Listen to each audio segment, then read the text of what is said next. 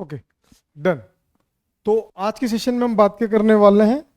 आज के सेशन में हम बात करने वाले हैं, जैसे प्रीवियस सेशन में हमने बात किया था न्यूमेरिकल्स पे। किसके न्यूमेरिकल्स पे हमने बात किया था? Long straight wire. Long straight wire से रिलेटेड जितने भी न्यूमेरिकल्स थे, 5-6 न्यूमेरिकल मैंने बताया था जो बहुत ज्यादा इंपॉर्टेंट था। आज के सेशन में भी हम वही न्यूमेरिकल्स पे बात करने वाले हैं, लेकिन एप्लीकेशंस के न्यूमेरिकल है, लेकिन टॉपिक अलग है। आज का टॉपिक है magnetic field on axis of circular current loop. मतलब एक लूप ले लेंगे, अगर उसमें करंट को फ्लो करते हैं तो वो किस तरीके से मैग्नेटिक फील्ड बनाता है, और उसके हर जगह पे क्वेश्चंस अलग अलग बनता है। बोर्ड के पर्सपेक्टिव से बहुत इंपॉर्टेंट है, तो देखते जाएं और मजा लेते जाएं। तो सबसे पहले स्टार्ट करने से पहले मैं इसके न्यूमेरिक फार्मूला बता देता हूं, जो आपको बहुत हेल्पफुल होगा। ठीक है, तो इसके फार्मूले दो कैटेगरी में डिवाइड होगा। फर्स्ट, मेरे साथ साथ लिखते चले जाएं, magnetic field eight the centre of circular coil, circular loop भी लिख सकते हैं। ठीक है, दोनों ही कंडीशंस में हम इसके वैल्यूज को निकाल सकते हैं।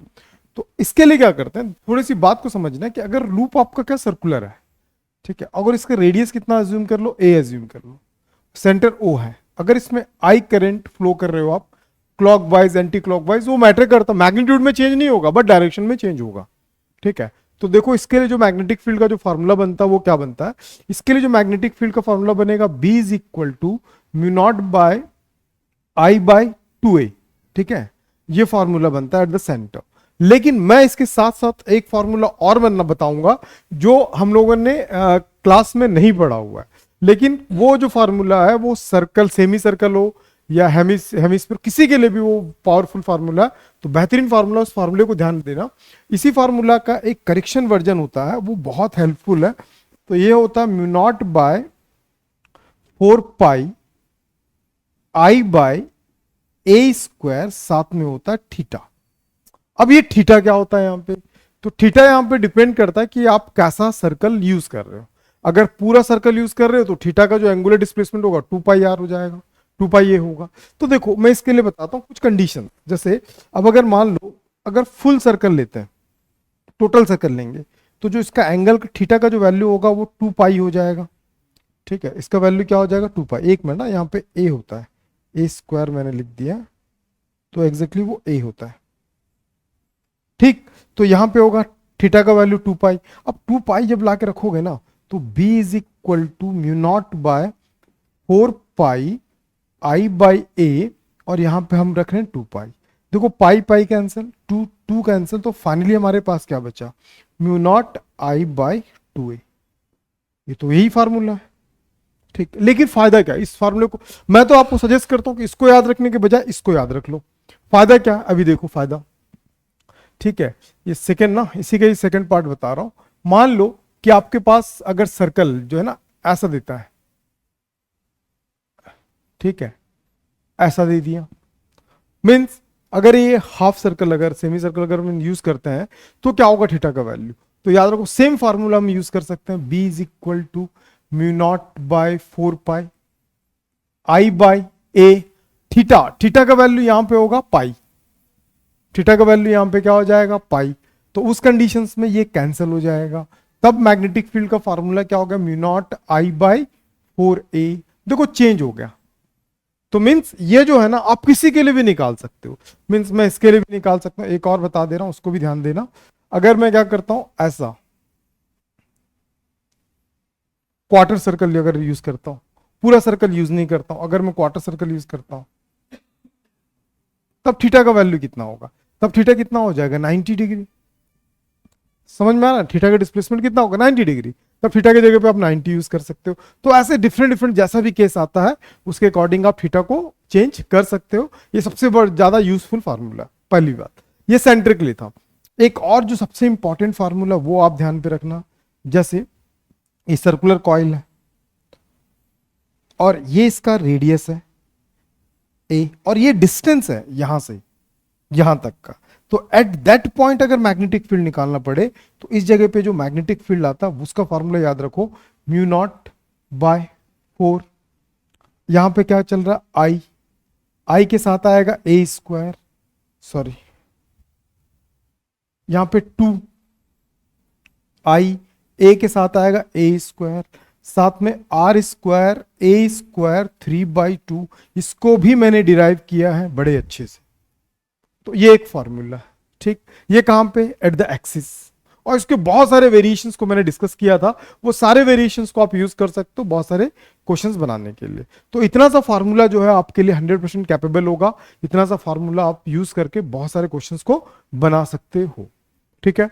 चलो अब हम क्या करते हैं, क्वेश्चंस पे डायरेक्ट आते हैं। बहुत सारे क्वेश्चंस हैं तो फटाफट एक क्वेश्चंस को डिस्कस करते हैं। फर्स्ट क्वेश्चन ऑन स्क्रीन, बहुत अच्छा क्वेश्चन है। यहाँ पे क्या दिया वो पहले क्वेश्चन को प्रिसाइजली पढ़ लें आप कि क्वेश्चन का डिमांड क्या, क्वेश्चन पूछ क्या रहा है, ठीक। इसके बिहाफ पे हम आगे चलते हैं। तो देखो, the plane of a circular coil, the plane of a circular coil, इसका मतलब क्या पता है, एक जो सर्कुलर कॉइल है ना उसका जो प्लेन है, जो उसका प्लेन है वो बोल रहा है coil horizontal in has a कितने टर्न्स, 10 टर्न्स है, ठीक है। इच रेडियस, सबका जो रेडियस है, रेडियस में एक से ज्यूम करते हैं ना 8 सेंटीमीटर, सेंटीमीटर को कन्वर्ट कर दो मीटर में 10 टू द पावर -2 मीटर, ठीक है। करंट कितना फ्लो हो रहा है इसमें, करंट फ्लो हो रहा है 2 एम्पियर, करंट फ्लो हो रहा है 2 ampere, flows through the current appear the flow the clockwise घूम रहा है, ठीक है। Point above the coil, above the coil find the magnetic field and the direction of the magnetic field at the center of the coil due to the current। मतलब अपने को magnetic field निकालना है एट द सेंटर, हमको magnetic field निकालना है। बहुत simple सा चीज है, बहुत बड़ा रॉकेट साइंस नहीं है, सिंपल। आपको क्या किया, एक सर्कुलर कॉइल दिया है, एक कॉइल नहीं है, ऐसे बहुत सारे कॉइल है, मींस कितने कॉइल्स है, 10 कॉइल्स है, उसका रेडियस सबका सेम है ए, और करंट फ्लो दिया। यार ये तो सबसे सिंपल क्वेश्चन है क्योंकि सब कुछ तो दिया है फॉर्मूले में। मींस ये है कि हमारे पास एक सर्कुलर कॉइल है, ऐसे कितने टर्न्स हैं, ऐसे इसके कितने टर्न्स हैं, 10 टर्न्स है, ठीक। और सबका रेडियस क्या है, सेम है, तो सबका इफेक्ट कहां पे होगा, सेंटर पे होगा। इफेक्ट सेंटर पे क्यों होगा, कैसे पता चलेगा, तो आप चले जाना दूसरे वीडियोस के लिंक में, वो सर्कुलर कॉइल वाले मैंने बड़े डिटेल्स में इसको बताया, वहां से आपको क्लियर हो जाएगा, ठीक। अब अगर इसका सेंटर पे निकालेंगे मैग्नेटिक फील्ड तो ये होगा μ0 I/2A होता है। लेकिन ये सिंगल कॉइल के लिए, सिंगल लूप के लिए था, लेकिन यहाँ पे लूप टर्न्स कितने, 10 टर्न्स है, तो जितने टर्न्स होंगे उसको उसके से क्या करते हैं, मल्टीप्लाई कर देते हैं। तो B इज इक्वल टू हमारे पास क्या बचा, μ0। μ0 का वैल्यू मैं आपको बोला था, याद रख लेना, μ0/4π, μ0/4π। चलो मैं एक बार बता देता हूं, μ0/2 I का वैल्यू, चलो मैं आपको रख के बता देता हूं, पहले μ0 का वैल्यू कैसे निकालते हैं। तो ध्यान पे रखना, खाली μ0 अगर बोलेगा 10 टू द पावर -7 साथ में 4π, क्योंकि μ0/4π का वैल्यू 10 टू द पावर -7 होता है, तो ये इसके डिनोमिनेटर में आएगा, तो वैल्यू तो वही हो गया ना। तो इसीलिए इसका वैल्यू जब निकालोगे आप, तो B is equal to 10 to the power -7 4 into pi, और साथ में क्या चल रहा है, I कितना चल रहा है, 2 एम्पियर, और साथ में N चल रहा है, N कितने टर्न्स है, 10 टर्न्स है, 10 लिख लिए, और साथ में क्या होगा 2A कितना है, इसका रेडियस है, और रेडियस का वैल्यू कितना चल रहा है यहाँ पे 8 इंटू 10 टू द पावर -2।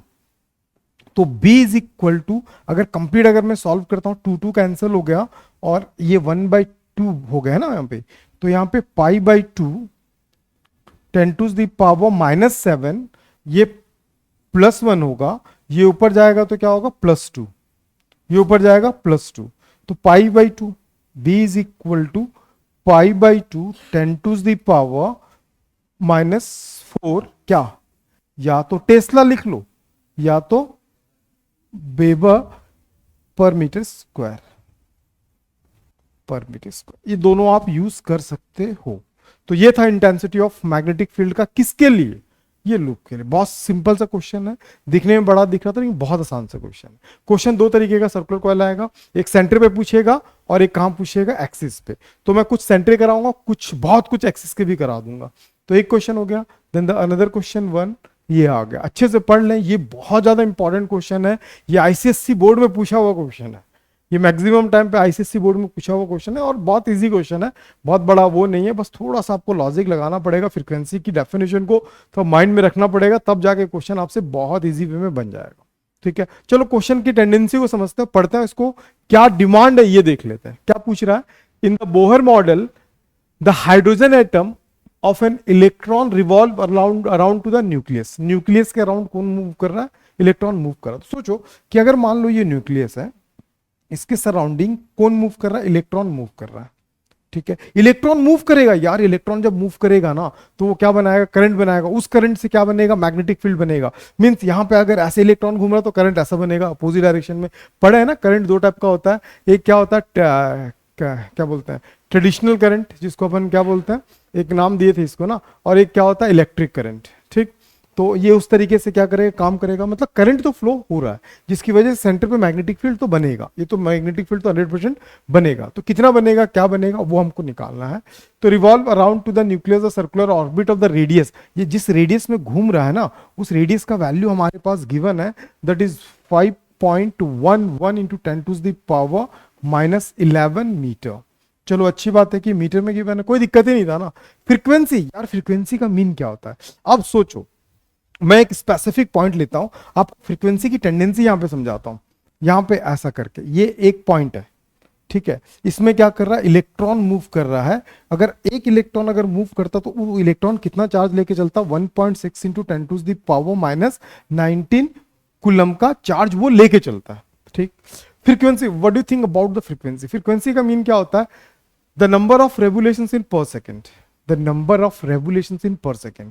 थोड़ा सा इस पे आ जाओ, करंट की डेफिनेशन पे आ जाओ। करंट क्या करता है? Current the rate of flow of charge in per second. एक सेकंड में जितने चार्ज फ्लो होंगे उस पॉइंट से, उस स्पेसिफिक एरिया से, उसी को हम क्या बोलते हैं? करंट बोलते हैं। और फ्रीक्वेंसी का मतलब क्या हो गया? The number of revolutions in per second. एक स्पेसिफिक पॉइंट से जितने बार वो एक सेकंड में गुजरेगा वो उसकी फ्रीक्वेंसी होगी। मींस मुझे एक बात क्लिक कर गया, जो फ्रीक्वेंसी भी पर सेकंड को डिफाइन करता है और करंट भी पर सेकंड जो चार्ज फ्लो होता है उसको डिफाइन करता है। तो अगर इसकी फ्रीक्वेंसी कितनी गिवन है? 6.8 इंटू 10⁻⁻15 है। इसकी जो फ्रीक्वेंसी गिवन है 6.8 इंटू 10⁻15 हर्ट्ज। अगर इसकी फ्रीक्वेंसी गिवन है तो मेरे को एक चीज क्लिक किया कि जो करंट होगा ना वो एग्जैक्टली कैसा होता है कि अगर एक इलेक्ट्रॉन फ्लो हुआ तो वो उतना करंट बनाएगा। लेकिन एक सेकंड में कितने इलेक्ट्रॉन्स फ्लो हो रहे हैं, कितने बार इलेक्ट्रॉन फ्लो हो रहे हैं, तो वो था 6.8 इंटू 10⁻15। एक इलेक्ट्रॉन का वैल्यू कितना? 1.6 इंटू 10⁻⁻19 क्या? एम्पियर। करंट का यूनिट एम्पियर। तो समझ में आ गया ये क्वेश्चन आईसीएससी में क्यों पूछता है। यही वो रीजन है क्योंकि हम मोस्टली जो सीबीएसई वाले हैं, स्टेट बोर्ड वाले हैं, इसको लिंक नहीं कर पाते हैं कि यार फ्रीक्वेंसी दिया है तो वो नंबर से कैसे जाएगा। आप सिंपल सी चीज सोचो ना, करंट हम कैसे डिफाइन करते हैं यार? पर second the charge, the number of electric charge passing through a पर सेकंड। एक सेकंड में जितने चार्ज पास हो रहा है। फ्रीक्वेंसी का मीन क्या कि यार वो एक सेकंड में जितने चक्कर लगाएगा। अब एक सेकंड में एक इलेक्ट्रॉन बहुत बार घूम रहा है, कितने बार घूम रहा है भाई? इतने बार घूम रहा है, तो ये तो नंबर ही ना हुआ।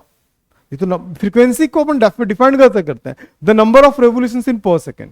एक सेकंड में जितने रेवोल्यूशंस कंप्लीट करेगा वो उसको क्या कहलाता है? फ्रीक्वेंसी। तो इसी के बिहाफ पे हमने करंट कैलकुलेट कर लिया। और circular code eight the centre पूछा तो दिमाग की बत्ती जल गई यार। सेंटर पे जब पूछता तो हम क्या यूज करते हैं? म्यू नॉट आई, साथ में क्या होता है? 2a। B is equal to mu naught का वैल्यू थोड़ी देर पहले बताया था 10⁻⁻7, साथ में 4 पाई। और आई का वैल्यू ये है पूरा कंप्लीट आई का वैल्यू 6.8 इंटू 10⁻15 इंटू 1.6 इंटू 10⁻⁻19 और साथ में 2। ए का वैल्यू कितना हो जाएगा? ए का वैल्यू हमने निकाल के रखा है 5.11 10⁻11। ठीक है, ये वैल्यूज आ गए। अब इस पूरे को सॉल्व कर दो, you get the right answer. चलो मैं निकाल के बता देता हूं। बी इज इक्वल टू ये हो जाएगा 6.8, 1.6 और साथ में 2, 5.11, 4 पाई भी है। पाई का वैल्यू लिख लो 3.14, 10⁻⁻7 -19 +15 +11। ठीक है, अब इस सबको सॉल्व करके मैं दिखा रहा हूं, फटाफट देखो कैसे करते हैं सॉल्व।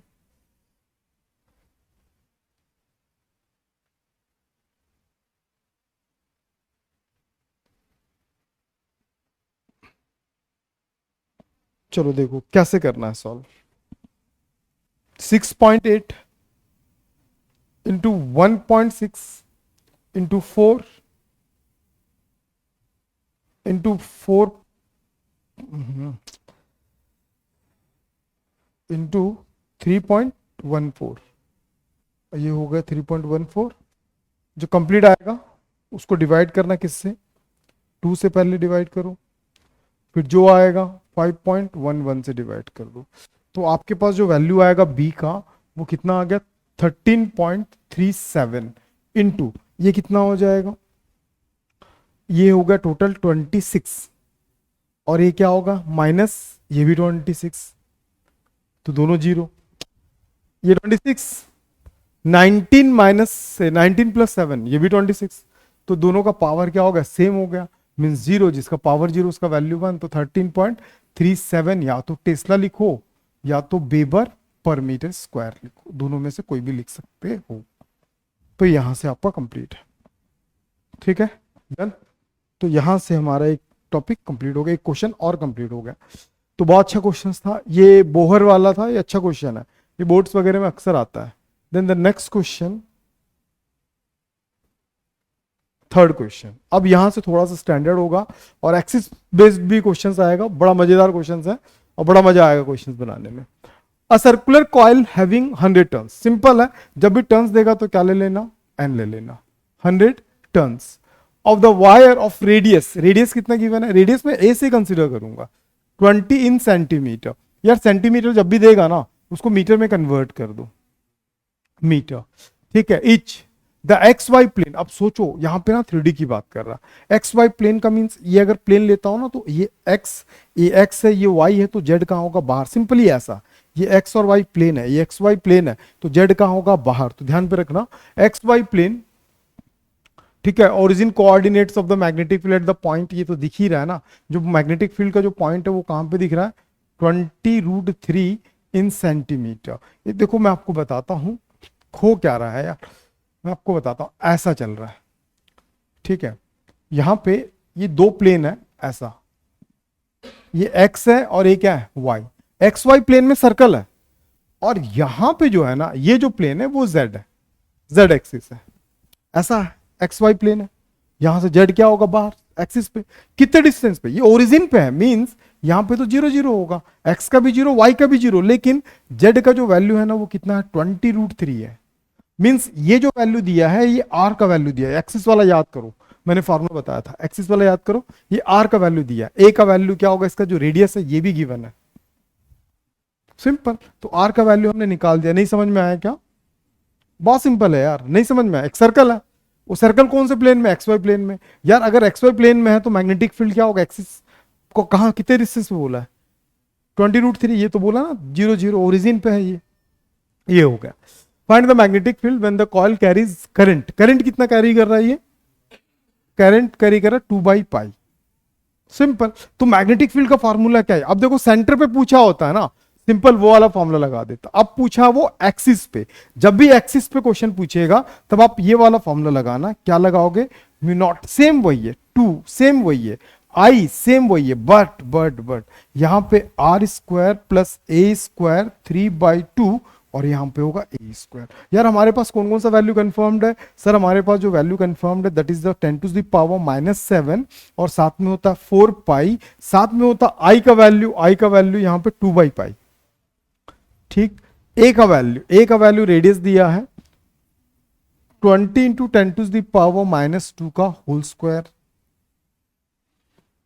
2 आर का वैल्यू 20√3 का स्क्वायर प्लस ए 20 10⁻⁻² का स्क्वायर, और इस सब का 3/2। बस सिंपल, बस सॉल्व करना है, सॉल्व करोगे you get the right answer. But मैं सॉल्व करके भी दे रहा हूं, आप टेंशन मत लो।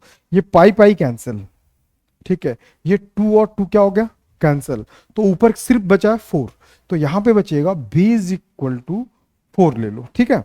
उसके बाद क्या हो जाएगा 10⁻⁻⁷। जब ये इसको आ जाएगा ना तो इसको देखो, एक काम करना, इस 1 को इसके साथ एक कनेक्ट कर दो, 10⁻⁻² है, +1 हो जाएगा तो -1 हो जाएगा, तो 2 2 4, यहां पे होगा 4, और ये 10⁻⁻², -2 क्यों, क्योंकि जब इससे ऐड होगा तो कितना हो जाएगा, -1 होगा, -1 का स्क्वायर करूंगा तो -2, ठीक। और यहां पे ऑलरेडी कितना चल रहा है, 10⁻⁻⁷ चल रहा है, चलो यहां तो परफेक्ट है। अब डिनोमिनेटर में जो है वो थोड़ा सा कहानी है, समझा करो। तो दोनों में ना आप इन दोनों में क्या कर लो, कॉमन दिख रहा है, इसको अगर करते हो ना तो 2 का क्या होगा 400, चलो 20 का क्या होता है 400 होता है ना, चलो और रूट 3 का क्या हो जाएगा 3, फिर 400 10⁻⁻⁴ और इस पूरे का 3 -4 क्यों, 2 2 जा 4, दोनों में से क्या निकल रहा है 400 को निकाल लो बाहर, ये 4 4 4 जा 16 कर देता हूं ऊपर, 16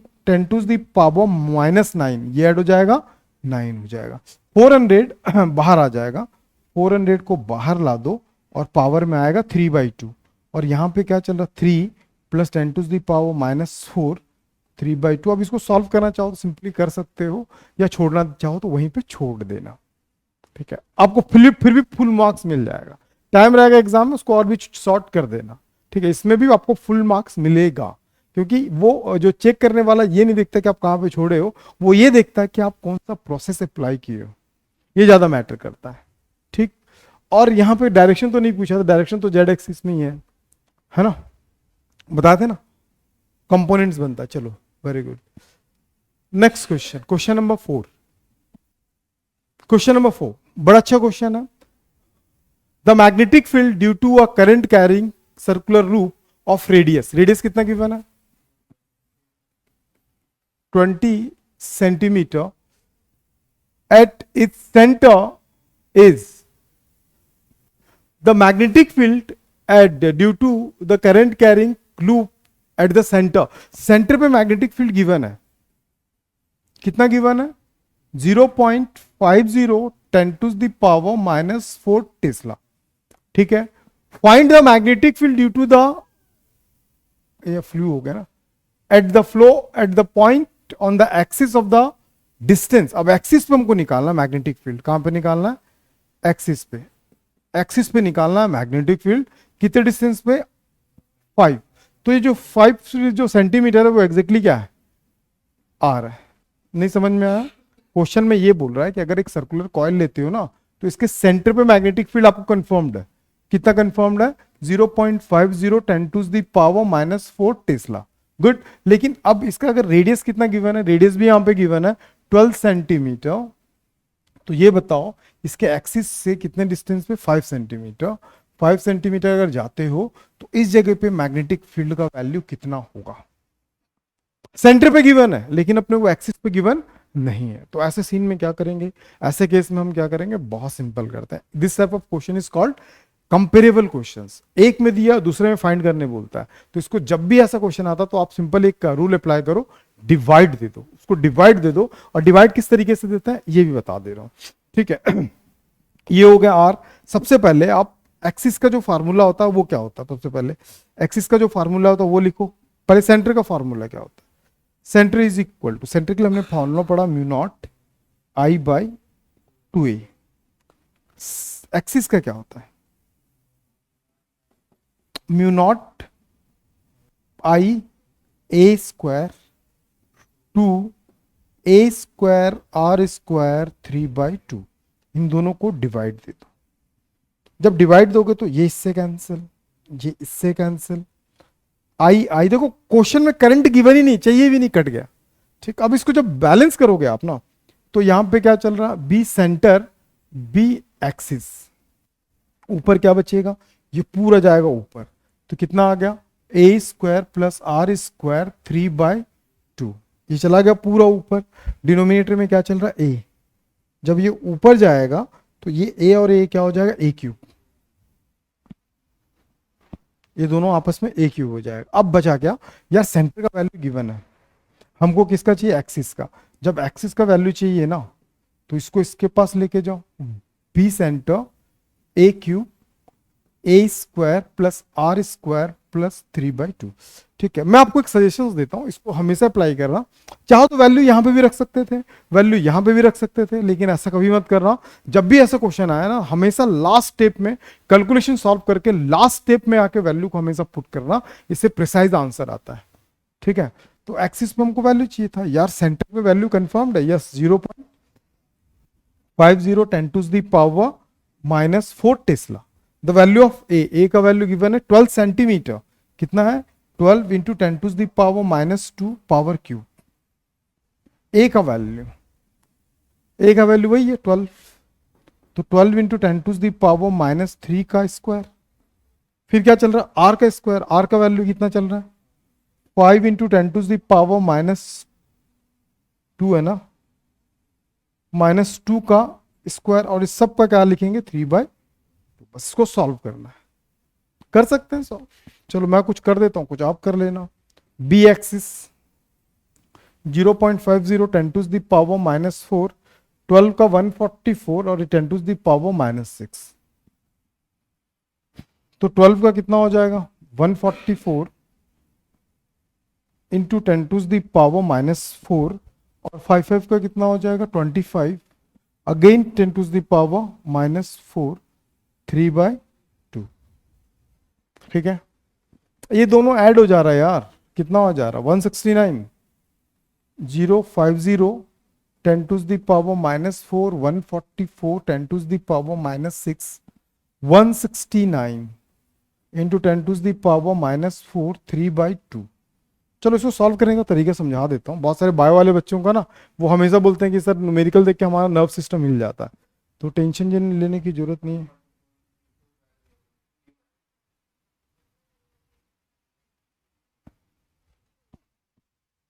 स्क्वायर 144, 25, 3/2 को भी रिजॉल्व नहीं किया हूं। अच्छा ऊपर, हाँ एक और 12 भी होगा, एक और 12 होगा, गुड। तो ये कितना हो जाएगा, बी एक्सिस कितना आ रहा वैल्यूज 0.50 10⁻⁻4, 144 10⁻⁻6, बस। और यहां क्या चल रहा है 169 इंटू 10⁻⁻4, 1/2, 3 को मैं सेपरेट कर दिया। जो 3/2 है ना, उसको 3 और 1/2 के फॉर्म में सेपरेट कर लेना। जब सेपरेट कर दोगे तो 0.50, इसको कर लेते हैं 144, 10⁻⁻6 -4 इंटू 12 कर लेना। अब 169 का हो जाएगा 13, और इसको हाफ करोगे तो 10⁻⁻2, और इस सब का फिर से क्या निकालना क्यू रूट, क्यू निकाल के फिर सॉल्व कर लेना, you get the right answer simply. ठीक, अब जो क्वेश्चन है वो बहुत इंपॉर्टेंट क्वेश्चन है, ध्यान पे रखना। अब देखो कुछ डिफरेंट सा क्वेश्चन बताता हूं जो आता है सेंटर से रिलेटेड। ठीक, जैसे अब ऐसा क्वेश्चन आएगा, अब मान लो ऐसा दिया है और ये ऐसा, ये इसका सेंटर है। ठीक है, और ये हमेशा याद रखना लॉन्ग स्ट्रेट वायर होता है। कैसा होता है, लॉन्ग। तो फाइंड आउट द, और इसका जो रेडियस है वो गिवन है ए। ठीक है, और इसमें कितना करंट फ्लो हो रहा है, आई करंट फ्लो हो रहा है। कितना करंट फ्लो हो रहा है, आई करंट। और यहां पे बोलता find out the net magnetic field eight the centre of, at the point of P. किस पॉइंट पे निकालने बोल रहा, पी। ठीक, find out the net magnetic field, net magnetic field eight the centre, eight the centre, at the point P, at the point P point पे हमको क्या करना है, इंटेंसिटी ऑफ मैग्नेटिक फील्ड निकालना। तो जब भी ऐसा क्वेश्चन सॉल्व करोगे तो सबसे पहले मैं आपको सॉल्व करने का तरीका बताता हूं। सबसे पहले आप बी नेट लिखना, मतलब नेट इंटेंसिटी। आप सबसे पहले आप ब्रांचेस डिवाइड कर लेना। तो अगर आप इस डायग्राम को देख रहे होंगे तो इसमें 3 ब्रांचेस आपको दिख रहा होगा। मैं आपको ब्रांचेस सेपरेशन करना सिखा देता हूं, उसके बिहाफ पे आपको समझ में आ जाएगा। इसको बोलते हैं हम लोग first branch, second branch and third branch. 3 branches है इसमें। तो इसमें अगर 3 ब्रांचेस है तो जो मैग्नेटिक फील्ड प्रोड्यूस होगा वो भी कितना होगा, 3 होगा। सबसे पहले B1, फिर क्या होगा B2, फिर क्या होगा B3। अगर B1 की बात करूं तो एक स्ट्रेट लाइन है, B2 की अगर बात करूं तो ये क्या है, एक सेमी सर्कल है, और B3 क्या है, वो भी एक स्ट्रेट लाइन। Got it. लेकिन एक चीज समझ में आ गया, जो B1 है उसका जो ऑब्जर्वेशन पॉइंट है, अगर मान लो वायर ऐसा है ना, तो ऑब्जर्वेशन पॉइंट उसी के एक्सिस में, अलोंग टू द एक्सिस, ठीक है। और वही केस किसके साथ हो रहा है? 3 के साथ। अगर ऐसा है ना 3 वाला, तो उसी के एक्सिस के अलोंग है। और हमने ना जब स्ट्रेट लाइन पढ़ा था ना, तब हमने प्रूफ करके बताया है कि जब भी अपने को मैग्नेटिक फील्ड निकालने बोलेगा किसी भी स्ट्रेट वायर का, अलोंग टू द एक्सिस उसका वैल्यू 0 होता है। अलोंग टू द एक्सिस उसका वैल्यू 0 होता है, मैंने प्रूफ कर दिया है। उसको पूरा का पूरा वीडियो रखा हुआ, आप देख सकते हो। तो ये समझ में आ गया कि भैया B1 का वैल्यू भी 0 हो जाएगा और B3 का वैल्यू भी क्या होगा? 0। उसी एक्सिस में, मतलब कोई भी अगर कंडक्टर देगा, कंडक्टर के एक्सिस में अगर कभी भी निकालने बोलता तो मैग्नेटिक फील्ड हमेशा क्या होता है? 0 होता है। धीरे धीरे फिर सर्कल्स बनना चालू होता है। इसको हमने बड़े अच्छे से प्रूफ किया है। तो B net is equal to कितना हो जाएगा? बी नेट, तो B1 का वैल्यू 0 और यहां बचा B2 और यहां पे इसका वैल्यू 0। तो फाइनली हमारे पास क्या बचा? B net is equal to B2। अब B2 जो है वो सेमी सर्कल है। थोड़ी देर पहले मैंने आपको बोला था एक फार्मूला याद रख लेना यार, जो आपको काम आने वाला है। म्यू नॉट बाय 4 पाई और साथ में था I बाई ए और साथ में थीटा। थीटा का वैल्यू यहां पे हो जाएगा B net is equal to mu naught by 4 pi I as it is, radius भी यही चल रहा है, थीटा का वैल्यू होगा पाई, देन कैंसल। तो B net is equal to कितना हो जाएगा? Mu naught I by 4 A. और सबसे इंपॉर्टेंट, जो करंट ऐसा फ्लो होगा ना, ये ऐसा जा रहा तो करंट ऐसा आएगा। जब करंट ऐसा फ्लो होगा, ऑब्जर्वेशन पॉइंट ऐसा, करंट ऐसा फ्लो हो रहा है और ऑब्जर्वेशन पॉइंट नीचे है, देखो ना, देखो नीचे, तो इन्वर्ट होगा। इसका जो मैग्नेटिक फील्ड प्रोड्यूस होगा वो क्या होगा? इन्वर्ट होगा। ये भी क्वेश्चन आपके लिए इंपॉर्टेंट है। उम्मीद करता हूं क्लिक कर गया होगा। अब इसमें थोड़ा सा मैं करेक्शन वर्जन दे रहा हूं, थोड़ा सा डिफरेंट क्वेश्चंस दे रहा हूं, सोचो। अब यही क्वेश्चन इस तरीके से आता है। ये बहुत लॉन्ग स्ट्रेट वायर है,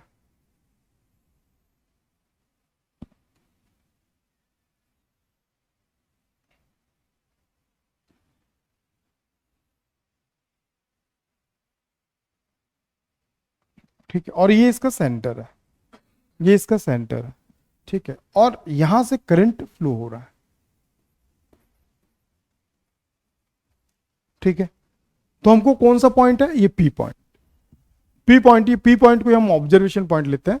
तो यहां पे बोलेगा find out the net intensity at the point P. ठीक, चलो ट्राई करो आप। Find out the net intensity at P point. तो देखो सिंपल है, बहुत सिंपल है। करते कैसे? सबसे पहले ब्रांच डिवाइड कर लेना। सबसे पहले आप क्या करना? ब्रांच डिवाइड कर लेना। तो सबसे पहले अगर मैं ब्रांच डिवाइड करता हूं, तो यहां पे 3 ब्रांचेस है। कितने ब्रांचेस है? 3 ब्रांचेस है। Branch 1, branch 2 and last at the list branch 3। 3 branches है। तो सबसे पहले आएगा B1, फिर आएगा B2, फिर आएगा B3।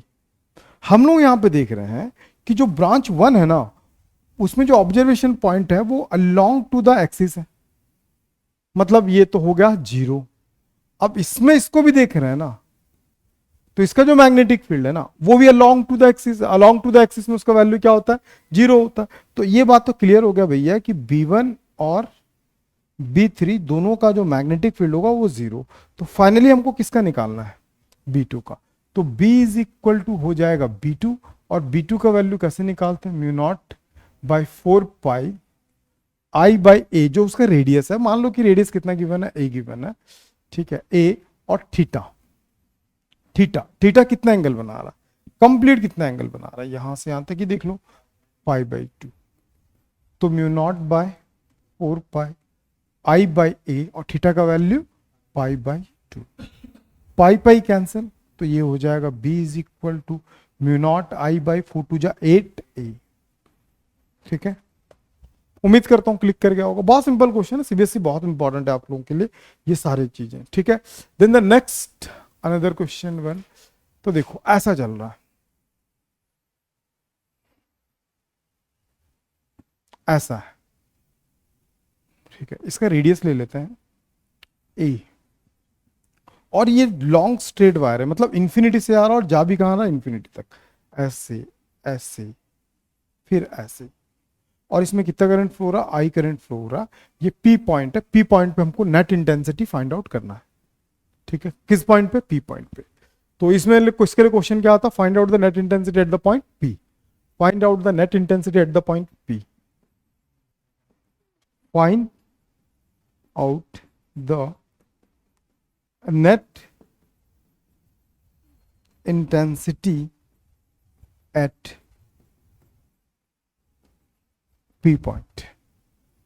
तो कैसे निकालेंगे, ऐसे क्वेश्चन को सॉल्व कैसे करेंगे, बहुत सिंपल होता है, बहुत हार्ड नहीं होता, लेकिन थोड़ा सा स्टैंडर्ड है।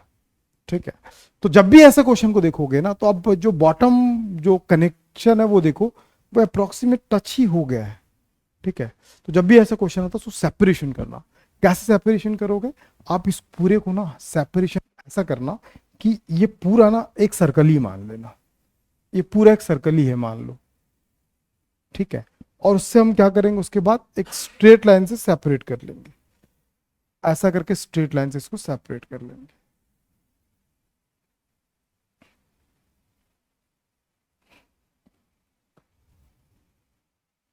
पूरा कॉन्सेप्ट समझते हैं, देखते हैं।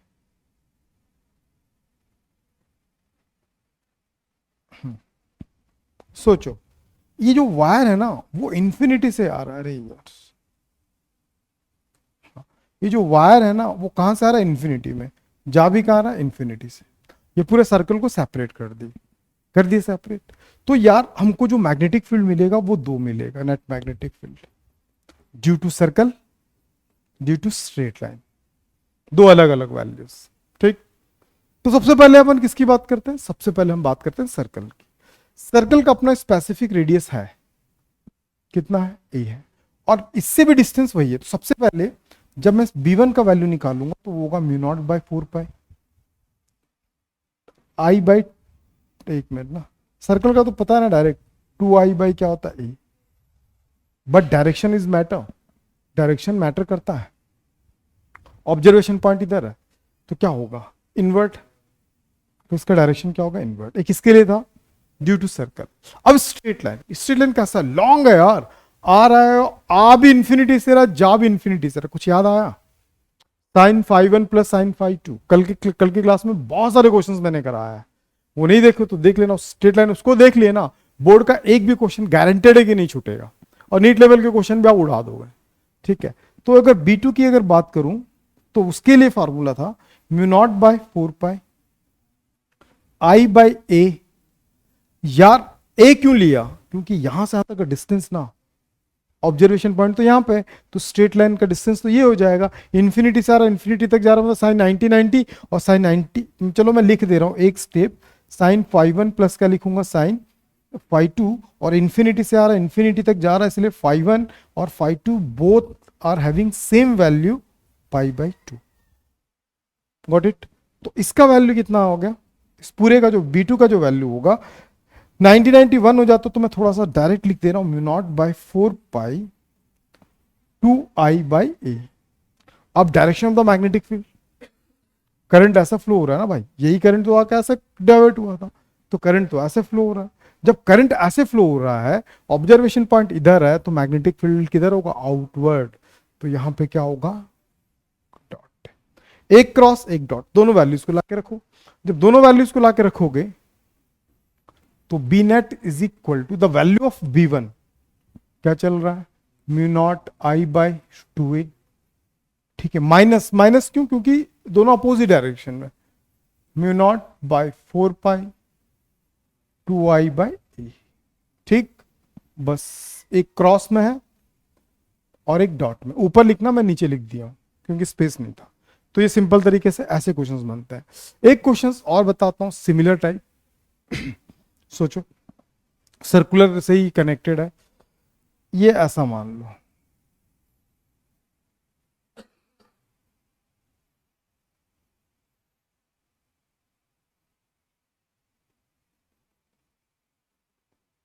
ठीक है, इसमें करंट फ्लो हो रहा आई, कनेक्टेड है, ये ऑब्जर्वेशन पॉइंट है जहां पे हमको वैल्यू फाइंड आउट करना है, ये जो डिस्टेंस है वो ए है, ये जो डिस्टेंस है वो a है, और जो ये जो डिस्टेंस है वो 2a है, ठीक है। आई करंट पास हो रहा है एट थीटा डिग्री, कितने डिग्री पे, थीटा डिग्री। अच्छा क्वेश्चन है। मैं वैल्यूज वाला क्वेश्चन बता दे रहा हूँ, न्यूमेरिकल वाला क्वेश्चन अगर वैल्यूज चेंज करके आएगा तो उसको इजिली आप सॉल्व कर सकते हो। तो कैसे करेंगे ऐसे क्वेश्चन, वो भी बहुत आसान है। सबसे पहले नेट इंटेंसिटी कितने बार होगा यार, जितने ब्रांचेस होंगे दोस्त, तो कितने ब्रांचेस है, तो ब्रांचेस तो 4 है, दिखा कि नहीं दिखा, first, second, third and the fourth. तो यहां पे 4 ब्रांचेस है, तो 4 ब्रांचेस है, तो मैग्नेटिक फील्ड भी कितना होगा, 4 होगा, होगा ना, यस। लेकिन इसमें 2 मैग्नेटिक फील्ड का वैल्यू 0 है, एक है B2, दूसरा है B4। रीजन, उसके अलोंग में ऑब्जर्वेशन पॉइंट है, तो इसलिए उसका वैल्यू क्या होगा, 0। तो हमारे पास क्या बचा, B net is equal to B1 B3। अब B1 की बात करूं तो B1 के लिए मैंने फार्मूला बताया था थोड़ी देर पहले, क्या बताया था, म्यू नॉट, याद है, साथ में क्या बताया था, 4 पाई I बाई ए, और साथ में थीटा, याद आया। तो थीटा का वैल्यू थीटा ही है, यहां पे तो कुछ करने की जरूरत ही नहीं, क्योंकि डिस्टेंस भी ये है, करंट भी वो। लेकिन B1 इस डायरेक्शन में करंट फ्लो कर रहा है, किधर है मैग्नेटिक फील्ड, आउटवर्ड, इसका जो मैग्नेटिक फील्ड बनेगा वो आउटवर्ड। सिमिलरली अगर B2 की बात करूं तो ये क्या होगा, mu naught by 4 pi, current same है बट डिस्टेंस आर वेरी, अब 2a हो गया, क्योंकि ये जो सर्कल बनाएगा उसका जो रेडियस होगा वो क्या होगा, 2a होगा, है ना। लेकिन मैग्नेटिक फील्ड किधर जा रहा है, इसमें करंट ऐसे फ्लो हो रहा है, इनवर्ड हो रहा है, तो इसमें अच्छा थीटा, थीटा तो लेना ही पड़ेगा ना, तो इसमें इनवर्ड थीटा, ये एंगल। सर्कल वाला ही क्वेश्चन है, नहीं समझ में आया क्या, हाँ ये B3 है, नहीं समझ में आया थीटा क्यों हुआ, सेम वही वाला फॉर्मूला यार, फॉर्मूला लगा रहे हैं, बस दोनों वैल्यूज को लाके रख दो, B net is equal to B1 का value mu naught by 4 pi I by A, और साथ में क्या चल रहा है, थीटा एंगल है, और ये डायरेक्शन है, माइनस माइनस क्यों, क्योंकि अपोजिट है, I बाई 2a थीटा, और साथ में क्रॉस, ठीक। इसको थोड़ा सॉल्व करना चाहो तो कर सकते हो, दोनों के जो डॉट और क्रॉस उसको हटा दो, हटाने के बाद देखो दोनों में कॉमन क्या दिखा, mu naught by 4 pi I by A दोनों में कॉमन दिखा, और थीटा भी, तो अंदर क्या बचा, 1 माइनस 1 बाई 2। ये थीटा क्रॉस और डॉट कहां गया, कल याद करो मैंने साइड में लिख के बताया था ट्रिक कि कैसे यूज करना, अब वही चीज का यूज करो, ठीक है। 2 1 जा 2, 2 माइनस 1 कितना हो जाएगा, हाफ ही होगा ना, तो I बाई क्या हो जाएगा, 2a थीटा। यार फाइनल में क्या यूज करूंगा, डॉट यूज करूंगा, क्रॉस यूज करूंगा, देखो वैल्यू प्लस में आया है, हमने प्लस प्रेफरेंस किसको दिया, डॉट को दिया, तो इसीलिए जो फाइनल आंसर क्या होगा, वो डॉट में होगा, ठीक है। ऐसे एक नहीं, दो नहीं, बहुत सारे क्वेश्चंस है, बहुत सारे क्वेश्चंस है, एक क्वेश्चन और बना लेते हैं हम लोग, बहुत सारे क्वेश्चंस हैं, देख लें।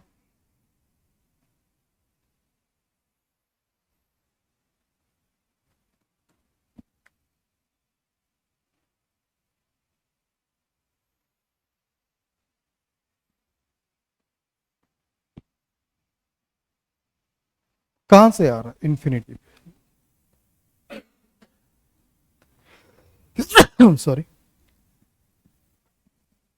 जा भी कहां पे रहा, इन्फिनिटी, रेडियस कितना ले लो, ए ले लो, ऑब्जर्वेशन पॉइंट पी है, ठीक है। Find out the net intensity at the point P, ठीक है, लिखना है find out the net intensity